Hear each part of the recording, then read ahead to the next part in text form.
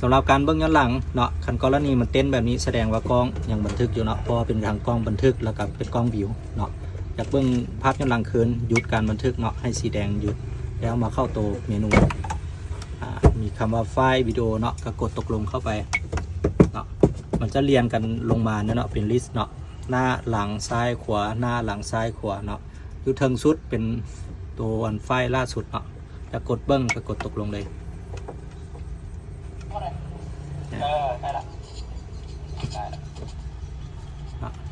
ตอนแสง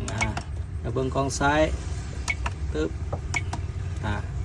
กล้องหลังบอกกล้องซ้ายกดเบิ้งเลือกเบิ้งได้กล้องแต่ละมุมข้างซ้ายเดี๋ยวเบิ้งข้างขวาจุดกลับพื้นเลือกเบิ้งข้างขวาแต่ละมุมประมาณนี้